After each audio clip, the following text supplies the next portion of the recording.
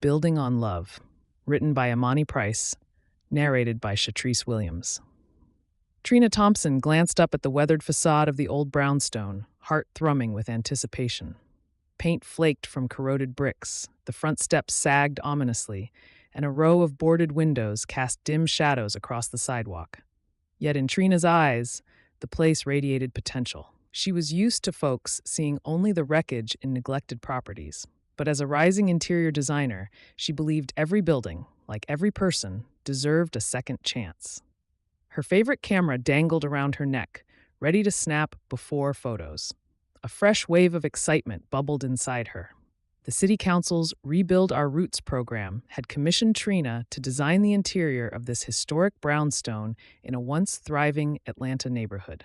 A local developer, Miss Jenkins, planned to renovate it as a pilot home for area revitalization and lease it at affordable rates to families. Trina's job was to transform battered walls into a modern, welcoming space that honored the building's cultural legacy and African-inspired roots. For Trina, it was a dream project. She specialized in weaving African motifs, rich colors, and cultural pride into sleek, modern design. As she stood on the cracked sidewalk, she pictured bold kente cloth accents against neutral backdrops, framed prints of black art icons, reclaimed hardwood floors polished to a soulful sheen. If done right, it would become a blueprint for uplifting an entire block. She stepped forward, carefully avoiding a broken step. That was when she heard a low whistle from behind. Turning, she noticed a tall man approaching, sturdy jeans, boots coated in dust, fitted t-shirt revealing muscled arms. Confidence radiated off him. She guessed he was about her age, mid-30s, with smooth brown skin and hair cropped close. He paused near the battered steps, surveying the building like a puzzle to solve. Jackson Carter felt a jolt of fascination. He'd known the new interior designer was supposed to be good, but he hadn't expected this kind of cool poise and that knowing spark in her eyes. Even the way she studied the broken facade told him she saw potential, not just ruin. There was something magnetic in her concentration that made his heart give a small stutter. "You Trina?" he asked, voice warm but direct. She blinked. "Yes, Trina Thompson, the interior designer." Lifting her chin, she extended a hand. "And you?" "Jackson Carter," he said, shaking her hand in a firm yet gentle grip. "Builder, contractor, whatever you need. Miss Jenkins hired me to handle the structural side. I'm here to coordinate visions with you." Trina took in his steady gaze and nodded. "Got it. Pleasure, Mr. Carter." She tried not to notice how his handshake lingered a beat before he let go. "I guess we'll be working together." He nodded, scanning the cracked lintels overhead. "I've done multiple rehabs around here. Each time folks talk big about design, then cut corners because the structure's so pricey to fix. You want fancy aesthetics, that's cool, but I gotta keep it safe and realistic." A flicker of defensiveness rose in Trina. She recognized this type. A no-nonsense contractor who assumed designers spent money like water. "I'm not some overspending diva," she replied. "My job is to give the home a proud cultural identity without ignoring budget or practicality. We'll find common ground." In truth, Jackson found her quick retort oddly thrilling. He liked that she wasn't afraid to stand up for her vision. "All right, Miss Thompson," he said, voice gentle. "Glad to hear you're about sense. Let's see inside?" She exhaled, easing tension from her shoulders. Leading him up the stoop, dodging a loose board, she unlocked the door. The interior was dim, dust motes swirling in the stale air. The original fireplace was half collapsed, floors scuffed, walls hidden behind peeling wallpaper. A musty smell clung to every surface. Trina's stomach churned at the odor, but her designer's eye scanned for salvageable elements. High ceilings, a bay window that could be glorious once unboarded. Jackson found a half-dead overhead light fixture and flicked the switch. Incredibly, a single bulb glowed weakly. Trina snapped photos of each angle, kneeling to capture a detail of the crumbling molding. Meanwhile, Jackson prowled from room to room, tapping walls, scribbling notes, occasionally whistling at the scale of disrepair.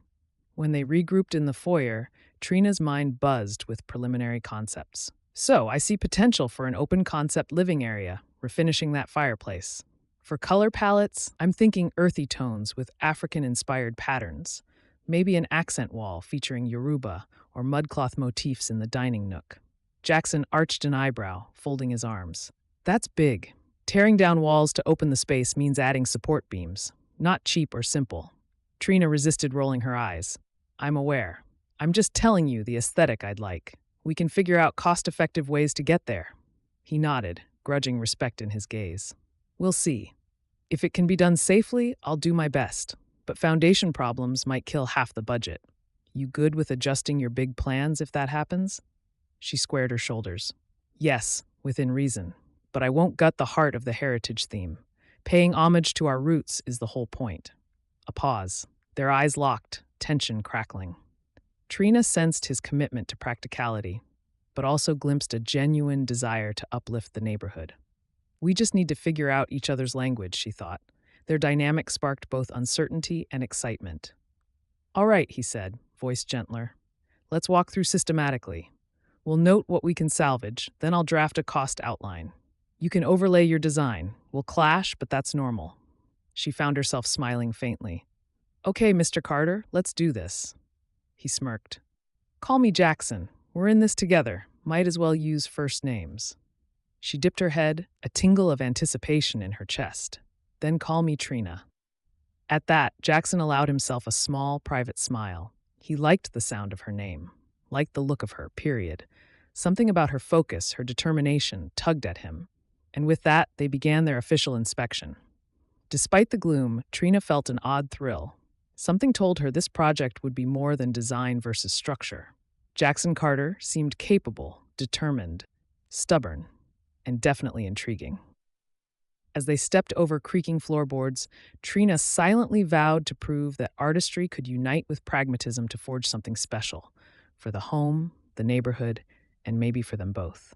A few days later, Trina and Jackson reconvened at the Brownstone with sketches and notes in hand. Trina had spent her evenings painstakingly drafting a color scheme: earthy terracotta walls, African-inspired accent patterns, modern fixtures with brass finishes, and a cunning layout that merged the living room and kitchen. She was proud of the mood boards on her tablet, vibrant pictures of Yoruba motifs, local black art, and streamlined furniture. Jackson, on the other hand, carried a budget breakdown that practically screamed cut costs. Handwritten bullet points read, reinforce foundation, replace entire plumbing lines, electrical rewiring. Seeing the raw figures made Trina's shoulders tense, but she steeled herself. This was part of the process. They set up a makeshift workspace on a battered old table in the living room. Late afternoon sun streamed through the one unboarded window. Dust shimmered like glitter in the golden light, and Trina coughed. Jackson rummaged in his tool bag for a small portable fan to keep the air moving. So, Trina began, pointing to her sketches, I'd like to knock down the wall between the living room and kitchen so it feels open and bright. Then, in the dining area, we do a big accent wall with repeated shapes, sort of a Yoruba-inspired motif. Jackson flipped through the sketches, lips quirking. Looks good, but if we tear that wall out, we need a major support beam. That's a few thousand right there. Plus, the floor joists near the kitchen are rotted. Trina huffed. I realize it's not free, but the intangible benefit is a welcoming, modern space that also highlights our heritage. The developer wants a showpiece that's still doable on a budget. Let's not ignore that. He offered a half smile. I respect the vision, Trina. We just might have to tone down certain extravagances. You mentioned custom hand-carved trim for the doorways. That alone might blow our window replacement budget. She tapped her pencil, suppressing annoyance. Fine, we can swap the trim for something simpler, but I'm not budging on the idea of a big mural in the hallway. That's key to the vibe. Mural? He lifted a brow. You didn't mention that before. She pointed to a rough sketch in her folder. Yes, a hallway mural depicting community resilience, stylized silhouettes of local families, bright colors. I want people entering the home to feel connected to our shared legacy. He studied it, skepticism shifting to grudging respect. You sure you can handle that painting yourself? She shrugged, smiling. I dabble in mural painting, but I have friends in the local arts scene. We'll see. It's about telling a story. Jackson couldn't help the flicker of admiration in his gaze. She wasn't just a big dream designer. She was hands-on, ready to get her own hands messy. He liked that. Finally, he cleared his throat. All right, I'll see what I can do. We might salvage original doors or use reclaimed wood to free up funds for your mural. But you'll accept simpler lighting? She brightened. Deal. Let me do a statement piece in the living room, though. I know a local artisan who can craft a unique chandelier that's still budget-friendly. He nodded, pen scratching notes. Sounds workable. Then, glancing up, he teased, "At least you're not as high maintenance as I thought." She feigned offense. "You calling me high maintenance?" He smirked. "I said, not as high maintenance as I expected. There's a difference." She laughed softly, an odd thrill passing through her.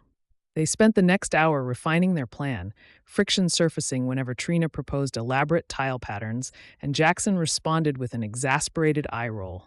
Yet beneath that tension was a growing synergy. As they wrapped, Trina glanced at the time. "We've been at this forever. Want to grab something to eat?" He hesitated, then nodded. "Sure, there's a new Jamaican spot in the neighborhood." Her stomach rumbled.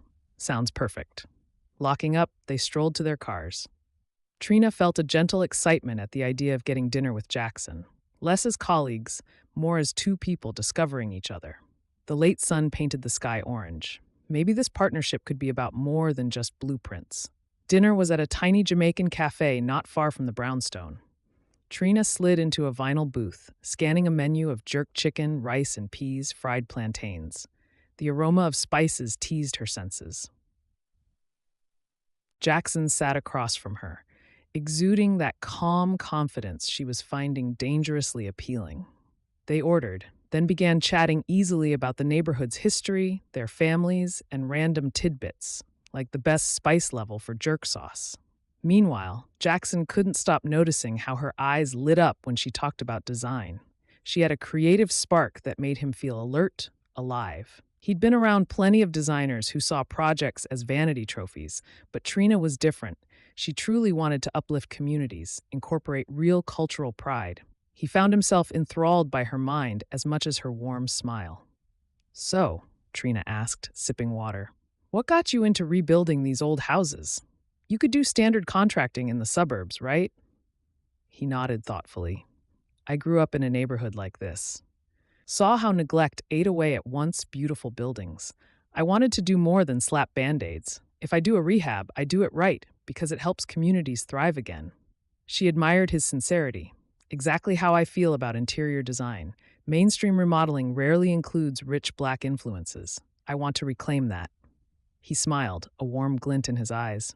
"We're on the same page, maybe unstoppable if we find a middle ground." Something inside Jackson stirred. The shape of her mouth, the kindness in her gaze, the softness in her tone when she spoke of heritage. It made him want to watch her talk for hours. By the time they parted that night, he realized with a hint of amazement that he'd never felt quite like this, quite so soon. Saturday morning, Trina arrived at the Brownstone, determined to finalize the kitchen tile. Jackson was already there, half hidden beneath the corroded piping. He wore a thoughtful scowl. "We got an issue," he said. "Pipes are corroded worse than we thought. Gotta replace more lines. That's extra cost and a few days' labor."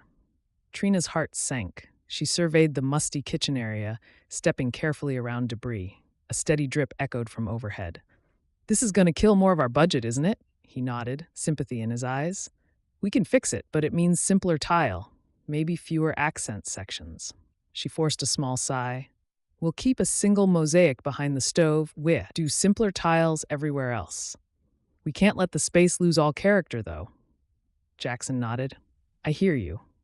Reaching for a rusted valve to confirm that water was fully cut, Trina twisted too hard. The valve burst with a metallic pop, unleashing a geyser of water.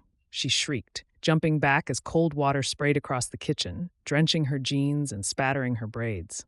Jackson lunged into the adjacent room to shut off the main supply. When he returned, he found Trina standing in a puddle, blinking in shock, water streaming down her legs. He coughed back laughter, though a grin betrayed him. "You all right?" She glowered half-heartedly. "Are you laughing at me, Jackson?" He raised his hands. "Sorry, but that was something else." Despite herself, Trina laughed, relief mixing with embarrassment.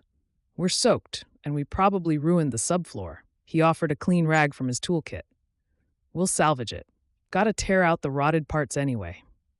Then, seeing her shiver, Jackson peeled off his flannel overshirt without a second thought. Here, this should help until you change. Trina dabbed at her face, suddenly conscious of how close they stood. Water dripped off her braids, splashing onto the floor. She felt a spark pass between them, a moment of comedic chaos that somehow drew them closer. This renovation is a trip, she thought. After cleaning up, she changed into spare clothes she kept in her car.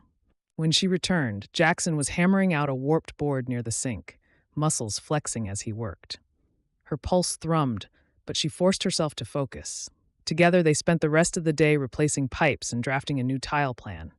His calm, methodical approach helped her keep her cool, even as unexpected costs piled up. By evening, they found themselves on the porch steps, bathed in the golden pink of a late summer sunset. Trina felt oddly victorious. "Thanks for handling today," she said softly. "I appreciate you keeping me steady." He met her gaze, sincerity shining in his eyes. "Team effort. Besides, it's good to see how passionate you are about the design. Makes me want to do right by this place." Jackson silently added, "And by you." The protective streak in him was growing. He hadn't expected to care so much about what Trina thought. A quiet moment hung between them, charged with possibilities. Trina's heart fluttered, but they parted with just a lingering look and a promise to meet the next day, each aware that something deeper was unfolding beneath the surface friction. A day later, Jackson texted Trina, claiming he needed to see some of her fabric swatches in person to ensure the color palette matched the wood stains. In truth, the reason was more personal. He wanted to see where she worked, and yes, to be near her outside the dusty brownstone. Trina agreed, telling him to drop by her small rented loft studio. When he arrived, the afternoon sun slanted through tall windows, illuminating an array of West African-inspired prints, paint swatches, and drawings pinned to corkboards. A carved mask hung on one wall. A half-finished sofa cushion in a bright batik print sat on a drafting table. Jackson paused, chest constricting. It felt like stepping into Trina's private world, a place where she poured her heart into color and culture. He'd known she was talented, but seeing the evidence all around him sharpened his admiration. Trina stood from where she'd been kneeling by a stack of rugs. "It's a little messy," she warned, tucking a stray braid behind her ear, "but I like to spread everything out." He walked closer, picking up a piece of painted fabric with geometric shapes. "You do all this yourself?" he asked, marveling at the detail. She nodded. "I like experimenting. I use these as accent panels or custom pillow covers in my designs. People usually default to plain neutrals, but I think there's so much power in color." Jackson swallowed, struck by how her eyes lit up. "You're not afraid to take risks," he murmured. "I like that." A small smile tugged at her lips. "You sound surprised." He glanced around. "I've worked with designers who just throw glossy catalogs at me. Not you. You're different." She tried to ignore the flutter in her chest. "I want to reflect who we are in these spaces. Homes can be cultural statements, right?" Jackson nodded, a pang of something deeper thumping in his heart. "Absolutely. And I can see how serious you are about it." He set down the fabric carefully. "I'm serious about building it right, too." They ended up chatting for over an hour, flipping through bold color palettes and discussing how best to salvage the Brownstone's original doors. Every so often, their hands grazed, each touch sending a spark through Jackson that he tried and failed to hide. By the time he left, he felt certain he was falling for Trina Thompson, swiftly and hard. Sunday morning, Trina invited Miss Jenkins for a walkthrough. She arrived early to stage the space, propping up her mood boards, lighting a discreet cinnamon-scented candle in a safe corner so the musty smell was less overwhelming. She wanted Miss Jenkins to catch a glimpse of the vision they aimed to build, a dream home, merging African heritage with welcoming warmth. Jackson arrived, noticing the careful staging. "You've got a knack for making this dusty place feel inviting," he commented, hooking up a temporary LED lamp so Miss Jenkins could see into the shadowy corners. Trina gave him a bright grin. "We have to show potential, right? How can people dream of living here if we don't give them a taste of that dream?" He nodded. "Couldn't agree more. Let's hope Miss Jenkins is impressed." Soon, Miss Jenkins showed up, wearing a crisp blouse and a direct gaze. Together, Trina and Jackson showcased the perspective open concept, the rescued hardwood floors, the color palette that tied in African design elements without overwhelming the modern layout. Jackson explained the structural improvements. Trina highlighted how the aesthetic honored Black heritage in subtle yet powerful ways. Miss Jenkins asked pointed questions about cost and timeline. Trina kept her cool, describing how they'd swap certain high-end elements for locally sourced materials while retaining distinctive, culturally inspired accents. Jackson backed her up, demonstrating how they'd tackle the foundation and plumbing issues without demolishing the budget. Their synergy was a far cry from the bickering of the first few days. By the end, Miss Jenkins seemed pleased. "I like this," she said.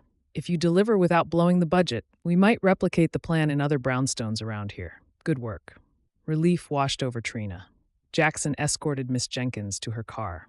When he returned, Trina offered a triumphant smile. "Think we're on track?" He matched her grin, eyes shining with shared victory. "Definitely. We should celebrate? Maybe lunch again?" Her stomach fluttered at the warmth in his tone. "I'd like that," she said softly. That afternoon, Trina remembered a local neighborhood art show at a nearby park featuring youth artwork. She'd been planning to attend for inspiration for the hallway mural. When Jackson expressed interest in tagging along, she felt another surge of excitement. They strolled through booths displaying bright cityscapes, bold chalk portraits of Black cultural icons, and whimsical collages. Trina recognized a teenage girl from a youth arts club. The girl's painting depicted a vibrant Atlanta block, sunbeams slicing across row houses, a sense of energy pulsing off the canvas. Trina praised the girl's talent, offering her business card. "I want to use local art in real interiors. Maybe you can help with our mural." The girl's eyes lit up. "I'd be honored," she said shyly. Trina's heart soared. This was the dream, bridging youth artistry, heritage, and real renovation, giving the neighborhood a sense of pride. She turned to Jackson, her eyes sparkling. "We have to feature local teens for the mural if Miss Jenkins agrees." He gave a genuine smile that lit up his face. "Absolutely, this is exactly why we're doing this." Jackson also realized how Trina's passion extended beyond the building's walls. She was nurturing future generations. He found that unbelievably admirable, and yes, irresistible. A comfortable closeness settled between them as they meandered to a funnel cake stand. Powdered sugar soon dusted Trina's blouse, leading to playful teasing. The day was breezy, the park filled with laughter and hope, and Trina felt a gentle certainty that she and Jackson were forging something special. Late in the afternoon, her phone buzzed. It was her mother, Elaine Thompson, checking in. "Hey, sweet girl," Elaine said. "Haven't heard from you in a minute. You still working on that big renovation?" Trina stepped away, glancing at Jackson. "Yes, Ma, it's been busy, but it's going well." Her mother hesitated. "Your Aunt Desiree is in town.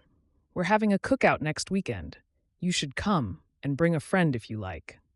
The emphasis was subtle, but Trina knew her mother's style, fishing for signs her daughter was dating. Trina's cheeks warmed. She hadn't mentioned Jackson to her mother, but the invitation made her mind whirl. Would it be too soon to invite him? Part of her worried it'd be an overstep. Another part thrilled at the idea of him meeting her family. She said she'd think about it.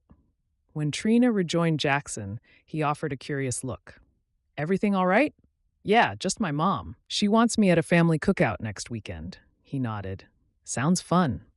She worked up courage. "I might ask if you want to come, but no pressure." He gave a soft smile that made her heart flutter.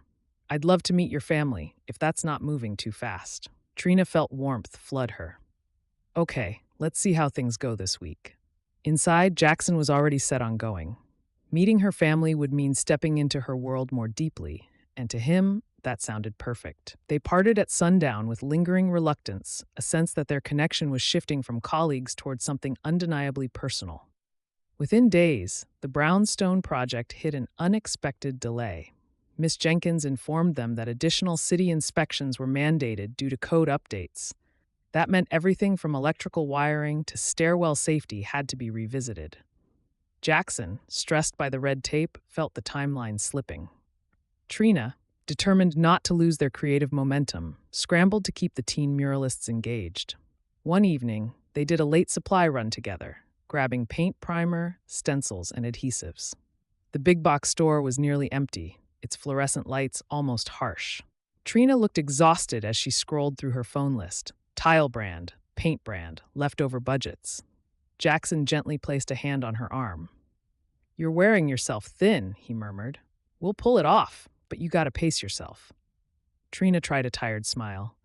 "I appreciate the concern. I can't drop any balls now. Miss Jenkins is breathing down our necks about timeline." He nodded, leaning closer so they wouldn't be overheard. "Let me carry more of the load if you need. That's what a team does." Trina's heart squeezed.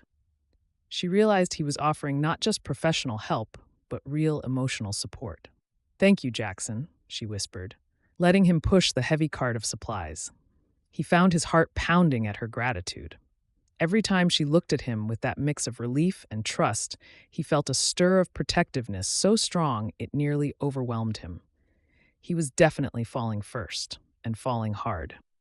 The following weekend, Trina guided Jackson's pickup truck down a narrow street toward her aunt's modest home. Balloons and folding chairs dotted the lawn, the smell of barbecue drifting on the breeze. Kids ran around with water guns. R&B music pulsed from a portable speaker. Jackson parked, glancing her way. "Any last-minute tips before I meet the Thompsons?" Trina sighed dramatically. "They're nosy but loving. My Aunt Desiree might grill you, pardon the pun, about your intentions. My mom will probably slip into polite interrogation mode, but only because she cares." Jackson reached over, giving her hand a reassuring squeeze. "I can handle it." They stepped onto the lawn, greeted by squeals and laughter. Elaine Thompson, a graceful woman in her 50s, rushed over to hug her daughter. "Look at you, honey," she said, then eyed Jackson. "So this must be the friend you mentioned." Trina suppressed a blush. "Yes, Ma, this is Jackson Carter. He's the contractor I'm working with." Jackson extended a respectful hand. "Mrs. Thompson, pleasure to meet you." She shook his hand, smiling shrewdly. "Any friend of Trina's is welcome here." Aunt Desiree, clad in a bright sundress, swooped in next. "Trina, baby, you done found yourself a good-looking builder? You always did have taste." Laughter bubbled around them. Soon, paper plates were filled with ribs, smoked turkey wings, potato salad, collard greens, deviled eggs, and more. Kids darted between folding tables while grown-ups caught up under the shade of an old oak tree. Jackson found himself in the center of friendly interrogation. Aunt Desiree teased him about whether he planned on having a big family one day, eyeing Trina meaningfully. Elaine asked about his upbringing, clearly measuring whether he was stable and serious. Through it all, Jackson answered smoothly, quietly confessing that he believed in Trina's work, wanted to see her design dreams flourish, and that he hoped to continue building in neighborhoods like hers. The approving glances from her relatives reassured him. But more than anything, he wanted them to see that he cared about Trina, deeply. After a while, Trina's cousin Jamal challenged Jackson to a quick pickup basketball game on the cracked driveway. Trina watched, amazed by how Jackson effortlessly charmed her family. He was competitive yet gracious, letting Jamal's son, an eager tween, take shots. The sense of belonging warmed her from within. While they all ate dessert, banana pudding and peach cobbler, Trina's mother leaned over. "He's a good man," Elaine murmured, eyes on Jackson. "I see how he looks at you, sweet girl. Take care of each other." A wave of emotion washed over Trina. "Thank you, Ma. I will." She felt simultaneously exposed and validated. Her mother had never approved of any man so readily. When they left in the late evening, Jackson waited until they reached the quiet of the truck before speaking. "Your family's incredible," he said, voice soft. "Thank you for letting me in." Trina, glowing with residual warmth, turned in her seat to face him. "They loved you. I'm glad you got to see where I come from." He reached over, lightly brushing a stray curl from her forehead. "I feel like I know you better now." His touch lingered, their eyes locked. Trina's pulse jumped. The closeness felt electric. Slowly, Jackson leaned in. She inhaled sharply, heart drumming, then closed the gap. Their first kiss was soft, tentative at first, then deepened with a surge of unspoken emotion. When they finally pulled back, they were both breathless. Trina let out a shaky laugh. Wasn't sure if we'd ever stop dancing around that," he chuckled, pressing his forehead to hers. "Guess we just needed the right moment." Inside, Jackson's heart soared. He'd wanted to kiss her for weeks, but hadn't known if she felt the same. Now he had all the confirmation he needed. They drove off, hands intertwined. In the hush of the night, Trina marveled at how the thought of being truly seen and cherished was coming to life before her eyes, unaware that Jackson had known he was in love long before this kiss. Over the next week, the project's schedule became tighter. Jackson worried about city inspections, and Trina raced to coordinate the teen muralists. But one morning, while Jackson was rechecking second-floor joists, Trina got a surprise visitor. Her father, Marcus Thompson. Trina was up on a stepladder in the foyer when the half-hinged front door swung open. Marcus stepped inside, wearing pressed slacks and an easy smile. "Dad?" Trina blinked. "What are you doing here?" Marcus chuckled. "I was in Atlanta for a conference. Your mother said you were basically living at this site, so I wanted to see my girl in action." A wave of warmth and mild panic flooded her. The place was a mess: sawdust, exposed wiring, precarious ladders. "It's not exactly safe, Dad. Sorry if it's a wreck." He waved it off. "I wanted to see the project you've been talking about. Your mother and I are proud, you know." Trina's chest tightened with gratitude. "I appreciate you coming." Marcus gazed around, taking in the partially painted accent wall, the plastic draped over half-installed flooring. "Even in this state, I see your touch, sweet pea. It's got character." She swallowed emotion. "Thanks, Dad." Just then, Jackson descended from the upstairs landing, blueprint rolled under one arm. "Trina, the second-floor joists." He paused, noticing Marcus. "Oh, sorry. Didn't know we had company." Trina stepped forward, resting a hand lightly on Jackson's forearm. "Dad, this is Jackson Carter, the contractor I mentioned." "Jackson. My father, Marcus Thompson." They shook hands. Marcus studied Jackson with a friendly but appraising look, a father's protective glint in his eyes. "I've heard quite a bit about this project and about you." Jackson glanced at Trina, half smiling. "All good things, I hope." Marcus's stern facade cracked into a grin. "So far, yes. My daughter seems to respect you, and that's high praise from someone who stands her ground as firmly as Trina does." Jackson's heart did a small flip. Earning her father's approval felt unexpectedly important. "She's a fantastic designer. She's got a real vision for this place." Marcus nodded, asking a flurry of questions about the structural approach, budgeting, and timeline. Jackson answered smoothly, explaining the complexities of working on historic buildings. Within minutes, her father was nodding in approval, impressed by Jackson's thoroughness. Eventually, Marcus clapped Jackson on the shoulder. "Well, I won't keep you from your work. Trina, I just wanted to see your domain and tell you I'm proud of you. I'll let myself out." She walked him to the door, hugging him tight. "Love you, Dad. Thanks for coming." When he left, she turned to find Jackson watching her with a contemplative expression. "You're lucky," he said softly. "Both your parents are so supportive. I didn't grow up with both in the picture." Trina's heart ached a bit. "I'm sorry. My dad traveled a lot, but he was always there emotionally." "Your dad?" Jackson shrugged. "He passed a couple years ago.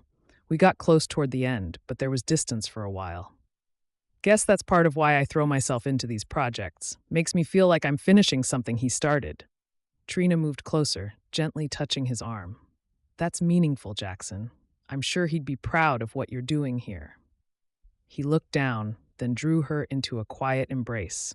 The tension of the day momentarily dissolved, replaced by a shared warmth that made the half-finished brownstone feel like home, even amidst dust and chaos. As they neared the finish line, more complications arose. A corroded drain line in the second bathroom, a missing support bracket on the porch columns, and a partial shortage of the mudcloth pattern tiles. Each problem demanded time, money, or creativity to fix. Miss Jenkins's calls became more frequent, her tone laced with impatience. One afternoon, as they were measuring for updated electrical outlets, Trina's phone buzzed.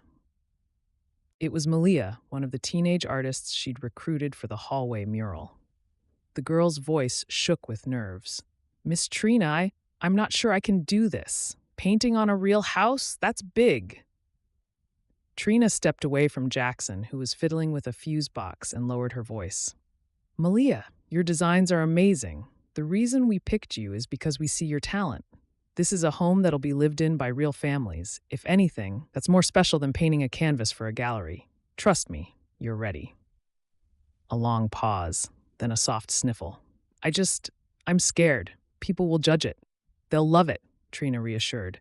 You're telling a story of resilience, our resilience. Let's meet up tomorrow and outline together. I'll be right beside you. Okay, the girl whispered, mustering courage. Thank you. Trina hung up, exhaling. She found Jackson watching her, sympathy in his gaze. Everything all right? She explained the situation and he nodded. We'll make sure these kids know how special their art is. They're pouring heart into these walls. Trina felt a rush of appreciation. Jackson wasn't just a contractor. He understood the emotional core of this project. Impulsively, she stood on tiptoe and kissed his cheek. He grinned. What was that for? For being you, she said softly, warmth flooding her chest. They returned to work. But late that evening, she got a frantic call from the local building inspector's office. They needed additional documentation on the foundation repairs within 2 days, or they'd delay final approval. Trina's stomach churned. Without final approval, Miss Jenkins would be livid. She texted Jackson, who responded immediately. Meet me at the Brownstone tomorrow, 6 a.m. We'll pull an all-nighter if we have to.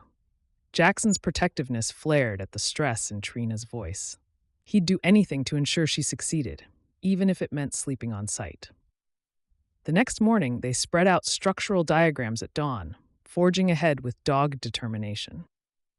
At sunrise, they convened at the Brownstone, bleary-eyed. Jackson spread out old structural diagrams on a makeshift drafting table. Trina combed through her design permits for any mention of load-bearing compliance. Outside, the sky gradually brightened, dust motes dancing in pale beams of morning light.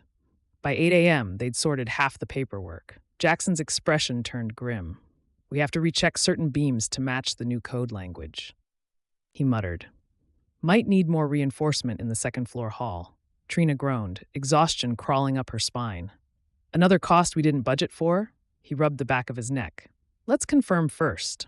I'll do a quick inspection upstairs. She nodded, determination pushing aside fatigue. She paced the half-finished living room, the dusty floors echoing. Stress churned in her gut. Jackson soon returned, confirming they'd need another bracket. Trina cursed under her breath. But he caught her hand gently. We'll manage, he said. We won't let Miss Jenkins down. More importantly, we won't let ourselves down. They ended up working through the night, installing a fresh porch bracket, double-checking the basement wiring, and ensuring every detail was documented for inspection. In a moment of quiet near midnight, Jackson handed Trina a cup of coffee. If we weren't so pressed, I'd say we should be sleeping, he said with a small grin. She yawned. We can sleep when this house is done. Right now, we push through. He gazed at her a bit too long, heart warm with admiration. Push through together, he murmured, his thumb lightly grazing hers when he passed the cup. Trina's heart fluttered at the gesture. Even in exhaustion, Jackson's presence gave her strength. One afternoon, Miss Jenkins appeared on site unannounced. Trina was up on a stepladder, meticulously penciling the outlines for the hallway mural, while Malia and 2 other teens watched nervously. Jackson was in the basement, addressing an electrical quirk with an electrician. Miss Jenkins cleared her throat sharply, arms crossed. How's the timeline? She demanded. Trina wobbled on the ladder, startled. Oh, Miss Jenkins, hi. We're finalizing the mural outlines. We're still on track to have the interior painting done this week. The electrical fix in the basement might take a little longer. Miss Jenkins frowned. I just spoke to Jackson. He mentioned we need a second inspection on the porch columns. That's a delay we can't afford. Trina's stomach nodded. We're addressing it. Jackson's ordering the correct brackets. I understand the creative vision here, Miss Jenkins said, gesturing at the half-finished mural. But at this point, we might need to cut back some of the extras, like elaborate murals, to ensure we finish on time. A swirl of alarm and indignation rose in Trina. She glanced at the teenage artists, who overheard every word. Malia's face fell. No, I can't let them think their contribution is disposable. We're nearly done with the mural, Miss Jenkins, Trina said, striving for calm. The rest is just detail work. Cutting it now wouldn't save meaningful time or money. It would only compromise our overall theme of heritage and unity. Miss Jenkins pursed her lips. The city is breathing down my neck. The last thing we need is more complications. Trina mustered her courage. I hear you, but this mural is vital. It symbolizes the sense of ownership we want local families to feel. Jackson has a handle on the structural side, and the teens are volunteering their time. We won't overrun the budget because of paint. A tense beat passed. Miss Jenkins exhaled sharply. I want to believe in your approach, but we're behind schedule. If you say you can still meet the deadline, I'll hold you to it. She turned on her heel and left, leaving Trina's nerves jangled. Malia chewed her lip. Should we stop? Trina swallowed her anxiety, forcing a reassuring smile. Absolutely not. We're going to finish. Don't worry about Miss Jenkins. She's under pressure, but we've got this. Her heart pounded. If they couldn't pull this off, the mural, and possibly all of Trina's cultural flourishes, might get axed in future projects. She inhaled, steeling herself. Let's get these outlines done, and then we'll talk to Jackson about that porch fix. Late that evening, Jackson stayed behind to finish installing the porch brackets, while Trina insisted on getting the mural's base coat done. By midnight, the hall was empty except for Trina and Jackson. She stood on a small scaffold, carefully rolling a deep, earthy base color over the plaster. He lingered nearby, eyes wary of her teetering form. You sure you don't need help? He called. I've got it, she insisted, though her arms trembled from fatigue. But you can hand me that extra roller. He complied, but after watching her work for another 15 minutes, he climbed up beside her. All right, let's tag team this. I'm not about to let you fall asleep mid-stroke. A wave of gratitude made her eyes sting. Shoulder to shoulder, they painted in silence, the hush of the night broken only by the soft swish of rollers. The closeness made Trina feel safe, anchored. Eventually, they finished the base coat, stepping back to admire the smooth, blank canvas that soon would burst with local youth art. Jackson set his roller down, flecks of paint dusting his arms. I'm proud of you, he said quietly. You fight for these kids, for this vision. It inspires me. She turned, a tear slipping from her eye.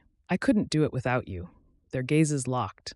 Dried paint clung to her clothes, but Jackson cupped her face gently, pressing a tender kiss to her forehead. The vulnerability of that moment, exhausted, covered in paint, yet brimming with hope, felt more intimate than any fancy date could ever be. In his head, Jackson whispered a truth he hadn't said aloud yet. I love you, Trina. But for now, he let his actions speak. After weeks of near-sleepless nights, frantic phone calls, and creative compromises, the Brownstone was finally ready for Miss Jenkins's unveiling event, a small open house to show local officials, neighbors, and potential tenants. Trina arrived early that morning in neat slacks and a flowing blouse, her hair styled into a protective updo. She placed fresh flowers on a simple table in the living room, inhaling deeply. The transformation astounded her. Bright, airy spaces, reclaimed hardwood floors gleaming under newly installed lighting, African-inspired accent walls popping with bold patterns. Their synergy of design and structure radiated hope. Jackson showed up soon after, wearing dark jeans and a crisp collared shirt. He surveyed the polished interior, whistling softly. Look at this place. It's come a long way from rotted boards and busted pipes. Trina smiled, a wave of pride swelling in her chest. We did it, Jackson. Wait until people see the mural, he chuckled. I peeked this morning. The teens outdid themselves. Soon, Miss Jenkins arrived with local city reps and prospective tenants in tow. Trina guided them from the new brick stoop into the open living space, describing how the accent walls and African elements honored Black culture without overwhelming the modern layout. Jackson demonstrated how they'd reinforce the foundation and porch columns, preserving history while meeting codes. At the hallway, the visitors paused to admire the mural, a colorful tableau of silhouettes and shapes evoking community resilience. The teen artists, dressed in matching t-shirts, stood off to the side, beaming shyly. Applause and murmurs of admiration rippled through the small crowd. Miss Jenkins's earlier tensions softened. She offered an appreciative nod. It's really something, she said quietly to Trina. I underestimated the impact. Even the typically stoic city reps seemed moved by how the building balanced old and new, heart and home. One prospective tenant, a single mother with 2 young children, murmured to Trina that the mural gave her goosebumps. I feel like my family would be safe here, the woman said, tears in her eyes. Mission accomplished, Trina thought, throat tight with emotion. A dignified home that embraces cultural pride. After the crowd trickled out, Miss Jenkins lingered on the front stoop. She turned to Trina, voice warm for the first time in weeks. I owe you an apology. You delivered on your vision, and then some. Trina's heart lifted. Thank you for giving us the chance. I know it wasn't always smooth. Miss Jenkins nodded, then headed to her car. Trina exhaled, turning to Jackson. We did it. He nodded, eyes full of a quiet pride. Couldn't have done it without you. They gazed at each other, the soft glow of late afternoon sunlight bathing them in gold. Slowly, Jackson reached for her hands. Trina, these past few weeks have been more than a project. Working side by side, seeing how you stand up for what you believe in, how you nurture these kids' talents, it makes me want to build more than houses with you. She swallowed hard, warmth spreading through her. I feel the same. You've shown me that integrity and love can coexist with practicality. And it's not just your skill, it's your heart for the community. He cupped her cheek, leaning closer. I know it's only been a short time, but we've faced enough challenges to last a year, and we came out stronger together. She let her arms drape around his shoulders, eyes moist with feeling. Yes, Jackson, there's nobody else I'd rather do this with. His entire body seemed to tremble with devotion. Reaching into his pocket, he pulled out a small, polished wooden box. Opening it revealed a simple but elegant ring. Trina Thompson, he said quietly, voice trembling with sincerity. Will you marry me? Will you keep building with me? Foundation to forever. Tears sprang to her eyes. She saw genuine devotion in his gaze, felt the gravitational pull of a man who recognized her worth and wanted to share everything. No meltdown, no hesitation. Yes, she whispered, voice thick with joy. Yes, Jackson Carter, I'll marry you. He slipped the ring onto her finger. Applause suddenly broke out behind them. Miss Jenkins and a few straggling teens, along with neighbors who'd been peeking through the open door, cheered loudly. Trina laughed through her tears, letting Jackson draw her into a tender kiss. In that luminous moment on the stoop, Trina felt the perfect union of design and structure, hearts and homes. The friction they'd once shared glowed now with unwavering devotion, proving that sometimes the strongest foundation for love is built when two creative spirits dare to unite their visions, honoring both the heritage they championed and the boundless future they would craft together. 2 months later, Trina guided her car down a revitalized street a few blocks from the pilot Brownstone. Miss Jenkins had secured funding for 3 more properties in the neighborhood based on their success, and Trina had been tapped for all of them. Jackson, of course, was the lead contractor. The open house had generated a wave of positive press, with local news running a piece on how culturally conscious design could transform communities.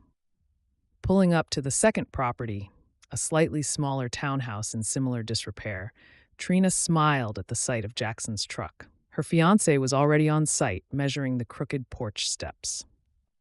A couple of the teen artists from the first mural hopped off their bikes and waved. Trina had invited them to consider new designs for this building, too. Word was spreading that youth art could have a permanent place in revitalized homes. Trina climbed out of her car, the afternoon sun warm on her skin. Jackson turned, beaming. He crossed the yard, ignoring the broken walkway, and greeted her with a quick kiss. Welcome to the next project, Miss Soon-to-be Carter. She laughed softly. I like the sound of that. Hand in hand, they walked the perimeter of the townhouse. It was a wreck, sagging gutters, broken windows, a roof with missing shingles. But Trina's heart pounded with anticipation.